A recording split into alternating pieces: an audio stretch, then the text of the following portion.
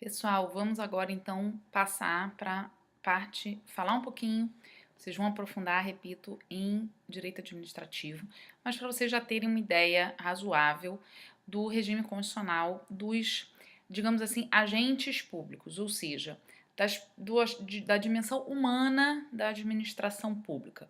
Como é que a administração pública forma, digamos assim, seus quadros? Para além do chefe do executivo que é eleito, existe, claro, uma quantidade enorme de pessoas que vão estar levando a cabo de forma concreta a ação da administração pública. E quem são essas pessoas? Quais são os vínculos que elas estabelecem com a administração pública? Como alguém pode se tornar um integrante da administração pública? E tudo isso tendo em mente aquilo que a gente já falou sobre o princípio da impessoalidade, quer dizer, tem que haver critérios ou parâmetros objetivos para esse processo de seleção. Vocês já sabem, a gente já falou que a regra geral é o concurso público, mas agora a gente vai aprofundar um pouquinho mais isso. Bom, então, nesse gênero de agentes públicos, digamos assim, a gente tem, como eu disse, algumas espécies. A primeira espécie é o titular de mandato eletivo, que no caso da administração pública é apenas o chefe, né, do Poder Executivo que é eleito. E aí, além do titular de mandato eletivo, a gente vai ter o chamado integrante poder, né, também, que no caso legislativo vão ser os parlamentares, o judiciário, os magistrados, quer dizer, quando a gente pensa na administração pública e olhando a regulamentação constitucional do artigo 37 seguinte, a gente tem dentro desse gênero, além do titular do mandato eletivo, quatro categorias, na realidade, de agentes públicos. A gente tem os servidores públicos titulares de cargo efetivo ou apenas servidores públicos, civis e militares, a gente vai falar só dos civis, mas então primeiro são os servidores. O segundo vão ser as pessoas que vão ocupar cargos em comissão, tá? E a gente vai ver que os titulares de cargo em comissão, eles não ingressam por meio de concurso público, eles são uma exceção ao concurso público, um tema bem sensível que a gente vai falar sobre eles. Então, primeiro os servidores, depois os cargos em comissão, depois os empregados públicos, que na verdade também ingressam por concurso público na administração, mas os empregados públicos, na verdade, são as pessoas que ingressam nas sociedades de economia mista e empresas públicas, como regra geral, que eles ingressam por concurso público, mas eles têm um regime jurídico diferente dos servidores, e os contratados temporariamente, que também a rigor não ingressam por concurso público e, de qualquer forma, eles têm um vínculo temporário com a administração. Ou podem até ingressar por meio de algum processo parecido com concurso público, mas não são servidores titulares de cargo efetivo. Então, a gente tem servidores titulares de cargo efetivo, cargos em comissão, empregados públicos e os contratados temporariamente. Vamos falar dos servidores e dos empregados públicos primeiro, porque eles dois são as pessoas que ingressam por concurso público, apenas que o regime jurídico delas é diferente, porque elas se destinam a pessoas, digamos assim, jurídicas diferentes. Então, o que a Constituição diz? Lá no 37, agora inciso 1º. Cargos, empregos e funções públicas são acessíveis aos brasileiros que preencham os requisitos estabelecidos em lei, assim como aos estrangeiros na forma da lei. Função pública é uma outra categoria que, na verdade, ela tem que ser as funções de confiança. Dizer, a função pública é uma expressão geral, dentro dela a gente tem as funções de confiança, mas que, na verdade, só podem ser exercidas por servidores ocupantes de cargo efetivo. Então, por isso que a gente não está falando dela como um mecanismo de ingresso originário na administração, porque a pessoa já estará lá.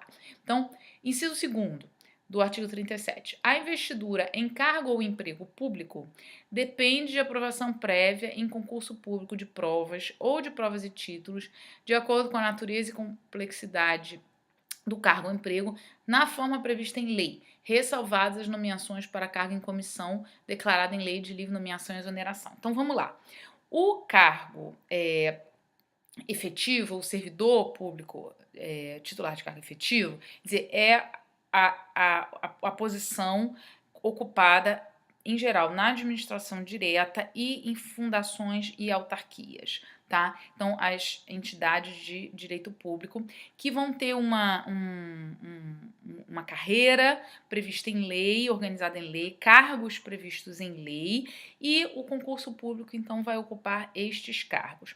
O regime jurídico que se estabelece entre o servidor e a administração pública vai ser um regime jurídico de direito público, tá? Comumente chamado de regime jurídico, e não propriamente um regime de empregado, quer dizer, da CLT, né, da Consolidação dos Direitos do Trabalho.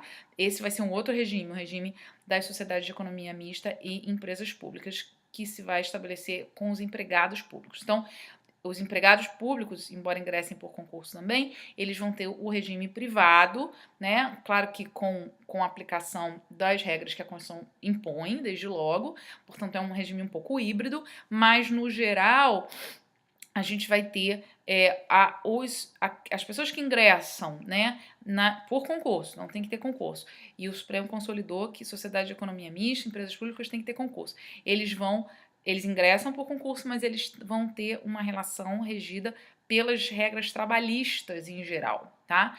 Ao passo que os servidores públicos não. Quer dizer, eles vão ter um regime jurídico específico, cada ente, né, cria o seu, União, Estados, cada Estado, o DF, os municípios, com as regras previstas na legislação específica. Então, só para ficar concreto, a pessoa faz concurso para a Petrobras, ela faz um concurso para a Petrobras, um concurso de provas e títulos, observado isso que a Constituição exige. Uma vez que ela ingressa na Petrobras, porém, o regime dela é o regime da CLT, quer dizer, o regime de um empregado em geral, e daí a Constituição usa a expressão empregado público. A pessoa faz concurso para professor da UERJ, por exemplo, né? Esta não é uma relação da CLT, esta é uma relação de direito público, um regime jurídico de direito público, em relação ao qual, por exemplo, se entende que não há direito adquirido, que a legislação pode alterar, há uma série de outras regras que se aplicam nas relações entre os servidores e o seu, digamos assim, empregador, que é o poder público, mas que tem um regime jurídico diferente. Então, essa é uma distinção para vocês entenderem entre os servidores públicos e os empregados públicos. Então, os empregados públicos são as pessoas que ingressam por meio de concurso nas sociedades de economia mista e nas empresas públicas. Vamos falar um pouquinho de concurso público, quer dizer, esse é um ponto importante, há muitas discussões sobre concurso público, e estas discussões, em geral, elas vão girar em torno da exigência de que o concurso seja objetivo, tá? Então, por exemplo, há uma série de decisões que vão impedir ou considerar inválidas exigências que não tenham a ver muito consistentemente com a natureza da função que vai ser exercida. Então, por exemplo, restrições de idade, né? Só pode se inscrever no concurso pessoas de idade tal e qual. Quer dizer, a jurisprudência entende que é até possível exigências em termos de idade, mas elas precisam ser justificadas.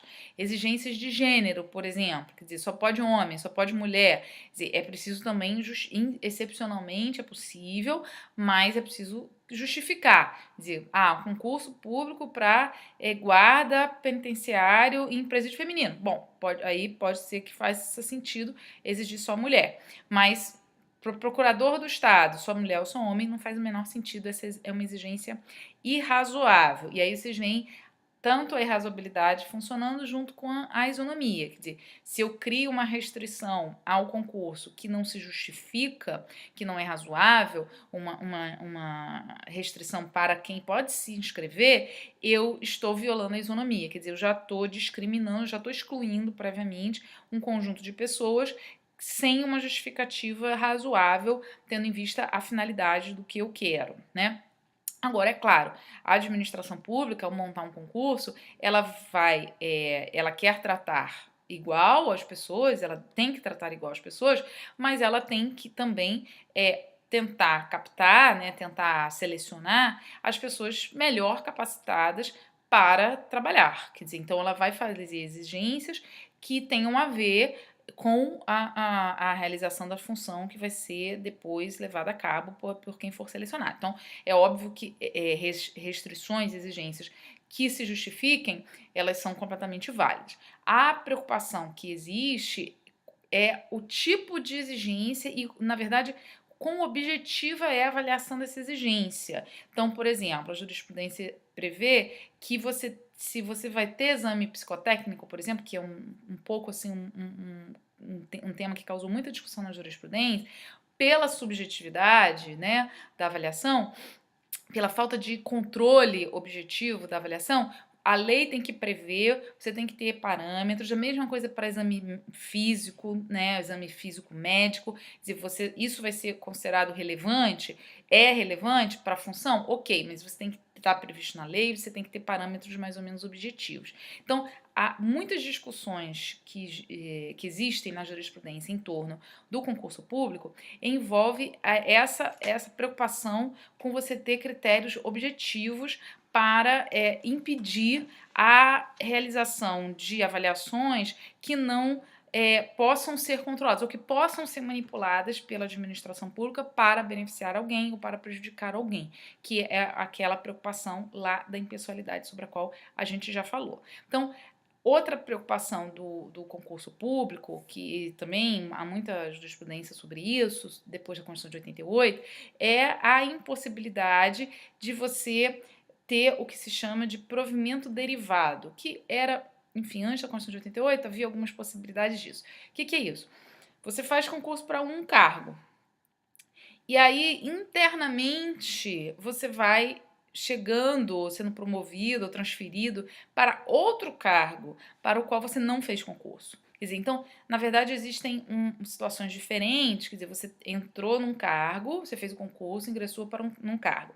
E aí existe uma carreira que começa com aquele cargo, na qual você pode ir sendo promovido ao longo do tempo. Isso é uma coisa. Outra coisa é você entrar, fazer concurso para um cargo e é você migrar para outro. Então, por exemplo, um exemplo claro, extremo, mas que acontece, e que a Constituição veda. O sujeito fez concurso para motorista e depois ele, tipo assim, motorista, sei lá, de uma procuradoria. E aí depois passa o tempo, ele faz faculdade, etc, etc. E aí lá dentro a pessoa transfere a pessoa para ser procurador. Não pode, quer dizer, ele tem que fazer um outro concurso para procurador.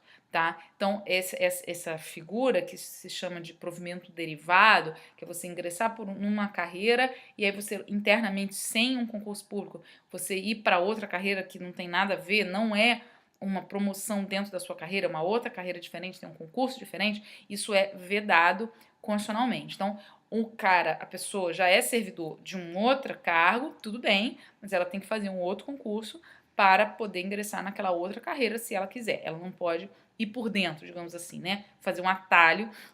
Isso é vedado, porque senão, quer dizer, isso desequilibraria a questão da isonomia com os outros eventuais concorrentes, né, com os outros eventuais interessados nesse concurso público, porque aí você ia ocupando as vagas com as pessoas que ingressaram e você não tem uma avaliação objetiva da qualificação para aquela carreira outra, né? Você avaliou a pessoa para aquela carreira original para a qual ela fez concurso, e não para outra que, na verdade, não tem nada a ver. Então, essa é uma outra exigência muito reiterada da jurisprudência que veda o provimento derivado.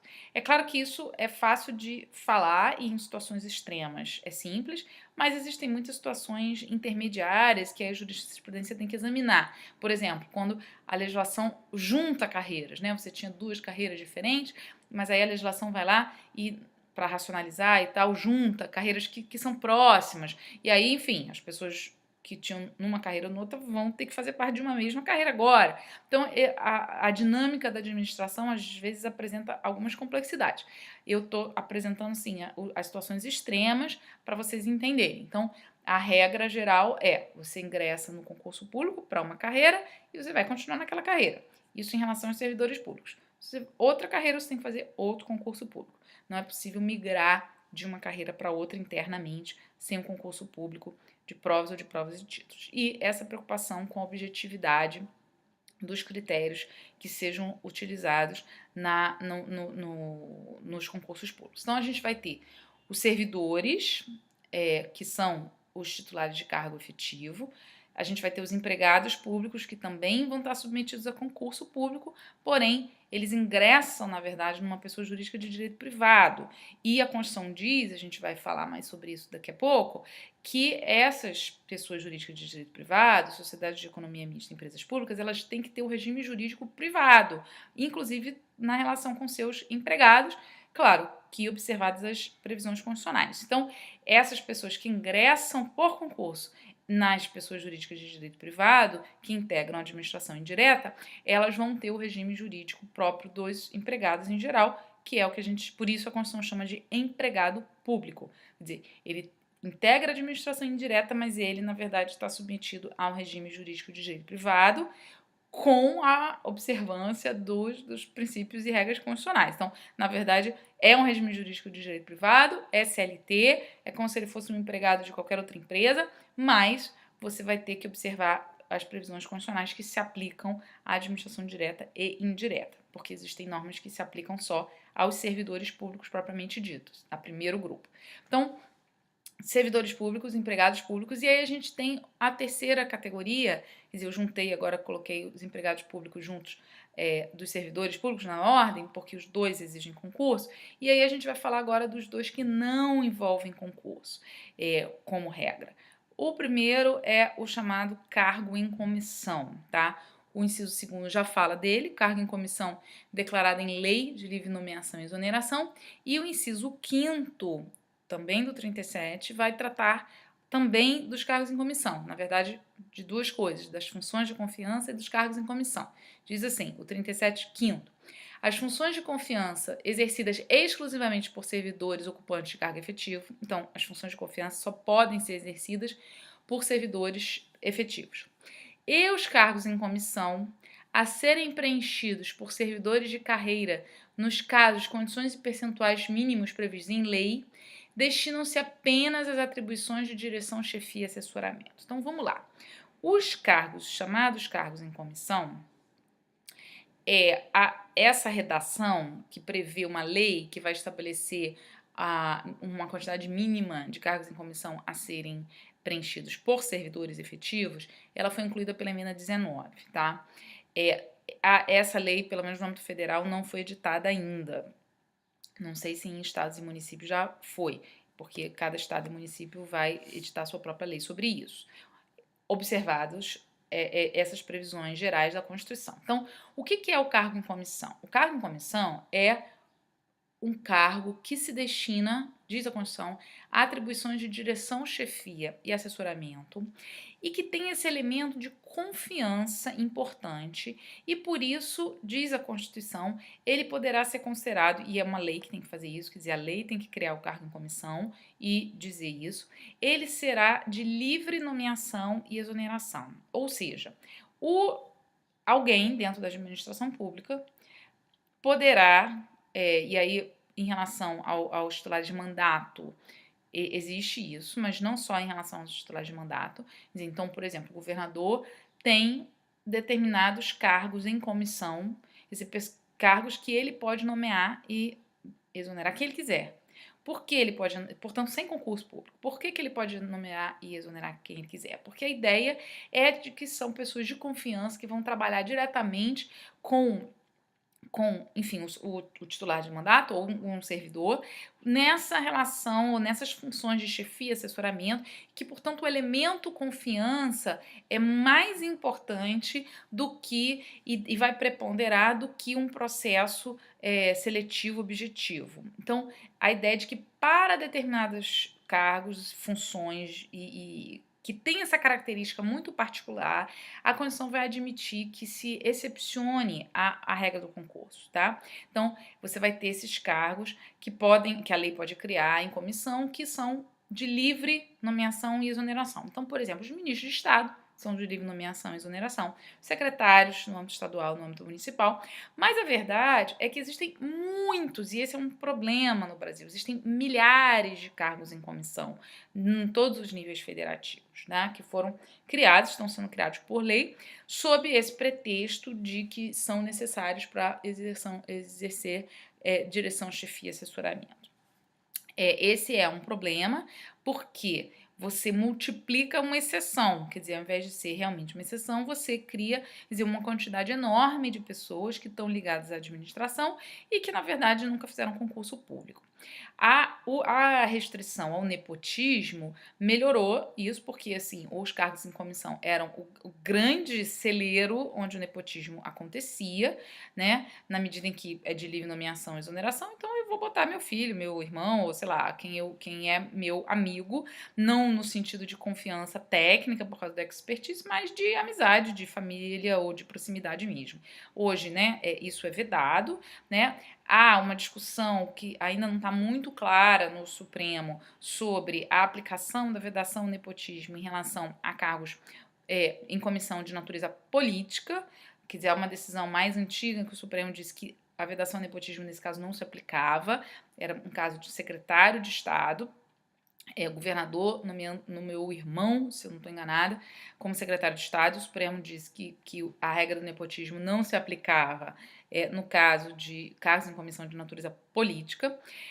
Mais recentemente, há uma decisão ainda em aberto em que o Supremo aplicou, de certo modo, nepotismo no caso de secretário de municipal, né, que era o filho do prefeito, e o Supremo disse que, enfim, não podia, mas essa decisão ainda não é final. Então, há uma discussão sobre a aplicação da vedação ao nepotismo no caso de cargos em comissão de natureza política, como, por exemplo, secretário de Estado. Mas em outros tipos de cargo em comissão, perdão, o nepotismo é vedado, cargos que não tenham natureza política.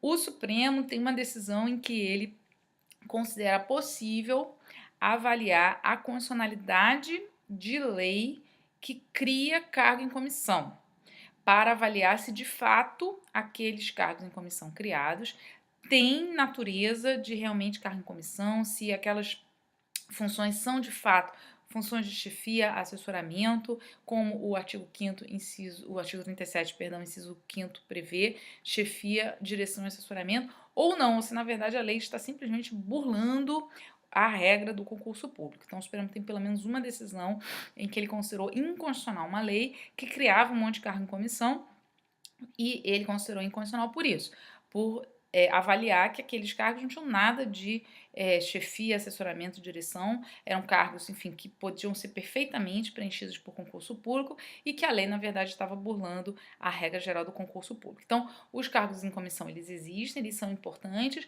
mas eles têm essa sensibilidade, assim, essa tensão, porque a verdade é que existem muitos no Brasil, no país todo, em todos os níveis federativos, muitos cargos em comissão, e o Supremo começa, então, a ter uma certa reação em relação à criação de mais cargos em comissão, avaliando, então, se esses requisitos constitucionais estão, de fato, presentes, porque, senão, na verdade, de fato, é uma violação à regra do concurso público, eu sair criando cargo para o qual eu digo que não precisa de concurso público. E, além disso, então, a gente falou de servidores, empregados, cargos em comissão, de livre nomeação e livre exoneração. No judiciário, há cargos em comissão, tá? Quase todos os juízes e desembargadores têm pelo menos 1 ou 2 cargos em comissão, em que as pessoas são nomeadas, enfim, e podem ser exoneradas também livremente, quer dizer, entra num dia, pode ser no dia seguinte, não tem nenhum tipo de garantia. A ideia é que o vínculo depende da confiança da pessoa que a lei confere a competência de nomear e também de exonerar. E, em quarto lugar, a gente tem os chamados contratados temporários para necessidades específicas, que estão aí, se vocês olharem no 37, no inciso 9º, tá? Diz assim: a lei estabelecerá os casos de contratação por tempo determinado para atender à necessidade temporária de excepcional interesse público. Então, a Constituição considera, e de forma lógica, que existem situações em que a administração vai ter uma necessidade temporária. de excepcional interesse público. Então não faz sentido você ter uma carreira, um cargo permanente para fazer um concurso público, ter uma vinculação financeira da administração pública para atender uma necessidade temporária. E aí, enfim, como é que a gente resolve isso? Mas a administração tem uma necessidade temporária de trabalho, de serviço. Como é que a administração faz isso? Bom, existem outras formas, a administração pode, por exemplo, contratar uma empresa que vai prestar aquele serviço, mas ela pode contratar diretamente pessoas, né, que são esses contratados por tempo determinado. E aí é um vínculo temporário, é um vínculo que vai acabar, quer dizer, tem um prazo para acabar, porque o objetivo dele é apenas atender aquela necessidade. Então, um exemplo assim bem clássico são os censos, né, que o IBGE faz periodicamente. Então, quando tem um censo, normalmente de 10 anos, o IBGE precisa de pessoas para ir na casa das pessoas, fazer as perguntas e coletar os dados. Quer dizer, essa é uma necessidade temporária, o IBGE não precisa dessas pessoas todas permanentemente. Como é que faz? Contrata temporariamente, né? E aí a pessoa contratada, assim, por, sei lá, um ano ou o tempo que seja, para levar a cabo aquele trabalho, aquele serviço, e aí acabando aquilo, o contrato é encerrado, tá? É claro que quem vai contratar, a administração direta ou indireta, pode fazer um processo seletivo, né, mais simplificado, ter algum tipo de avaliação, currículo, uma prova simples e tal, mas isso não é exatamente um concurso público de provas e títulos, e sobretudo não é para ocupar nenhum cargo efetivo e nenhum emprego público, é para uma posição temporária que, enfim, se justifica em função de uma necessidade temporária também da administração e que, portanto, vai ser ocupada por esse tipo de pessoa nessa circunstância, vai ter um vínculo temporário com a administração pública. Uma discussão jurídica importante, eu até mencionei isso num outro tema, eu já nem me lembro qual tema que a gente estava falando, é a necessidade de a lei sobre delegação legislativa. Porque é muito comum que ao tratar desse assunto, desse dispositivo, do 37 nono, a lei faça previsões muito genéricas e transfira praticamente para a administração definir quais são os casos de contratação temporária. Então, até há um caso que o Supremo declarou inconstitucional, uma lei que dizia assim: a administração pública vai definir, e aí repetiu o dispositivo constitucional. A lei estabelecerá, quer dizer, a administração estabelecerá os casos de contratação por tempo determinado para atender a necessidade temporária de excepcional interesse público. Ou seja, a lei não dizia nada, ela apenas transferia para a administração definir exatamente o que a Constituição diz que é a lei que deve fazer. E o Supremo considerou inconstitucional isso, dizendo, olha, você não pode fazer essa transferência, essa delegação absoluta de poder, você tem que estabelecer parâmetros. Então, a gente tem essas 4 categorias, além do titular de mandato eletivo, dentro do conjunto de agentes públicos. Então, servidores, empregados públicos, titulares de cargo em comissão, que, repito, livre exoneração, nomeação e tal, e os contratados temporariamente, tá? A Constituição vai prosseguir e estabelecer uma série de outras regras, algumas delas aplicáveis a toda essa gente, tá? Aos 4 categorias, e inclusive aos titulares de mandato também. E só que a Constituição tem outras regras que se aplicam apenas aos servidores, tá? Civis, e há regras específicas aos militares. Então, regras que se aplicam a todos, tá? A Constituição prevê a figura do teto, tá? A gente já falou sobre isso, vocês inclusive já fizeram um trabalho sobre isso, está lá no artigo 3711. Então, o teto remuneratório, o limite remuneratório, se aplica a todo mundo, tá? Se aplica a todos os agentes públicos, diz o 3711, remuneração, subsídio dos ocupantes de cargos, funções e empregos públicos. Portanto, todo mundo está submetido ao teto, todas essas categorias, tá? A Constituição vai vedar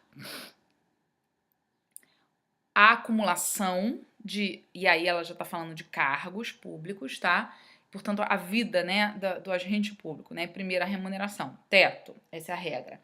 Segundo, pode ter outros, a Constituição veda a acumulação, e aí isso está falando de cargos públicos, portanto, servidores, tá no inciso 16 do artigo 37, e com as exceções que ela prevê, que envolvem professores e profissionais de saúde, tá? Portanto, a regra geral é que você não pode ter 2 cargos públicos, salvo as situações que a Constituição prevê de profissionais de saúde e de professores, né? Então é possível a acumulação de cargos de professor nos termos que a Constituição prevê. Eu não vou aprofundar isso, é só para vocês terem uma ideia.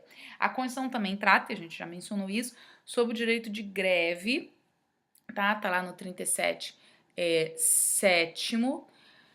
E a gente já falou sobre isso, a gente vai voltar quando falarmos de mandado de injunção, mas, quer dizer, a Constituição assegura o direito de greve, porém, ela estabelece que isso vai ser definido nos termos de lei específica, essa lei nunca veio, e o Supremo, como vocês já sabem, eu já mencionei, ele passou a considerar essa norma, que era, né, uma norma de eficácia limitada, como uma norma de eficácia plena, e estabeleceu a aplicação das normas que existem no regime privado para a administração pública também. Então, o administrador tem os integrantes da administração hoje, pós decisão do Supremo sobre esse assunto de direito de greve, que a gente vai aprofundar depois do ponto de vista processual, mas vocês já sabem, porque a gente já falou, dizer esta norma que é claramente eficácia limitada, depois de tanto tempo sem que viesse a lei, o Supremo passou a considerar de eficácia plena e ele determinou, por analogia, com algumas adaptações, a legislação que trata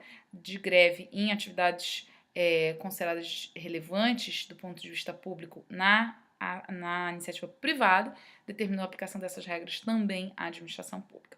E depois dessas regras gerais, a Constituição tem uma seção grande que vai regular só os servidores públicos. Portanto, só aquela primeira categoria, servidor público titular de cargo efetivo. E aí você tem uma série de normas que vão tratar, sobretudo, do regime de remuneração, do regime previdenciário, a partir do artigo 40 e da estabilidade, tá? Então, esses dispositivos, a partir do 39, e o 40 vai tratar da parte de previdência, um regime previdenciário específico que está em discussão na reforma da Previdência, e o artigo 41 vai tratar da estabilidade depois de 3 anos e de como é que o servidor público titular de cargo efetivo, estável depois de 3 anos, ele pode, no entanto, perder o cargo, né? E aí a Constituição prevê, enfim, há uma série de garantias, mas é perfeitamente possível o servidor perder o cargo, por exemplo, diz a Constituição, artigo 41, parágrafo 1º, inciso 3º, mediante procedimento de avaliação periódica de desempenho, quer dizer, em outras situações que a Constituição prevê. Estas regras, porém, dizem respeito apenas ao servidor, ou seja, ao titular de cargo efetivo, parte da Previdência e a parte da estabilidade. O cargo em comissão não tem nada disso, quer dizer, ele é de nível de exoneração, ele pode ser despedido, mandado embora a qualquer momento. O temporário tem um vínculo temporário, portanto, também absolutamente isso não é relevante para ele. E o empregado público vai ter o regime da CLT, quer dizer, o regime próprio das relações privadas de trabalho. E, portanto, em relação à Previdência também, o regime privado. E, quer dizer, você não vai cogitar de estabilidade nos termos condicionais, você pode ter regras da empresa e tal, que tratam da demissão, como é que você pode demitir, como é que não pode e tal, mas certamente não se aplicam a eles as regras gerais de estabilidade que se aplicam apenas aos servidores. Então, essa assim, é uma visão geral do que a Constituição prevê para os servidores. Vocês vão, repito, aprofundar isso em direito administrativo. Quer dizer, a ideia, né, do concurso é uma ideia central, mas vocês já podem perceber que existem, quer dizer, as exceções do cargo em comissão e da contratação temporária. E existe essa distinção de regime jurídico entre a administração direta e a administração indireta em relação às pessoas jurídicas de direito privado, em que o vínculo do agente com a administração pública será diferente, no caso das pessoas jurídicas de direito privado, que vão ser empregado público, e nos outros casos em que a carreira servidor público e o regime, embora o ingresso seja por meio de concurso, o regime a partir dali será diferente. No próximo vídeo eu quero dar uma ideia também geral, quer dizer, nesse vídeo a gente falou sobre a relação da administração, os princípios e regras constitucionais em relação ao seu elemento humano, né? A sua força de trabalho, digamos assim, os diferentes tipos e as regras gerais. E eu quero fazer ainda um último vídeo sobre as contratações da administração, portanto, as relações da administração, não propriamente com pessoas que vão ingressar a sua força de trabalho, mas as relações contratuais da administração com a sociedade, quer dizer, com particulares, né? Existem vários tipos de relações que a administração vai poder estabelecer e a gente vai falar um pouquinho, ter uma ideia geral de quais são os princípios e regras constitucionais que se aplicam nesse tipo de circunstância, ok?